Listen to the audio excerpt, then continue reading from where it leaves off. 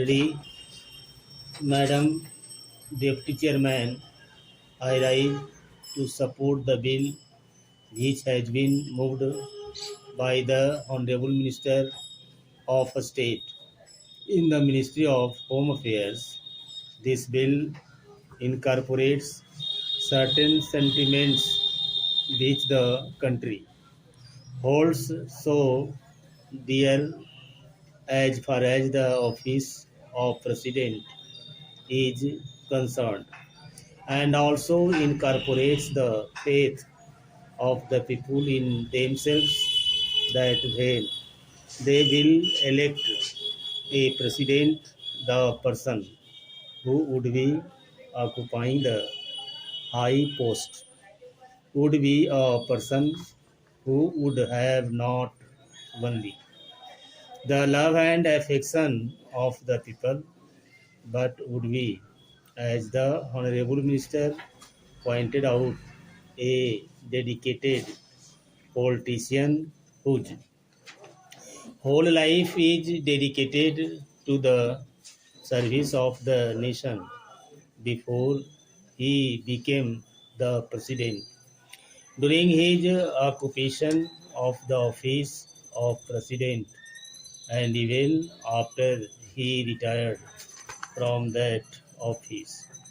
it is this confidence of the people in themselves and the high love and affection which they hold for this office, which have resulted in this particular bill being considered by the House at the present moment. The Honorable Minister has pointed out that the President who has just retired has fulfilled all the requirements which are the basis of this particular measure. And the measure which was passed in 1951, I wish that he had mentioned the last Governor General also to whom both the measures apply. Whether we may agree or may not agree with the last Governor General on some of the political views that he holds, there can be no two opinions that the last Governor General was also an illustrious son and is an illustrious son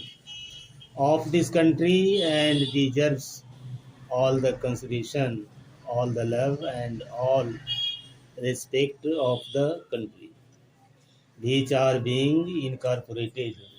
in the present measure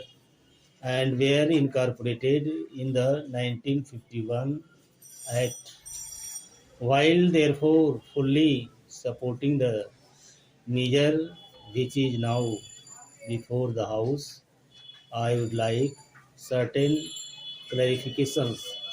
regarding the rules that are going to be made for giving effect to the provisions which have been incorporated in the present bill. In the statement of objects and reasons, we are told that a person holding the high office of president has even after retirement many public calls on him, and it is therefore considered desirable to provide him with secretariat staff. It is further stated that the bill provides for a staff which may be engaged for the president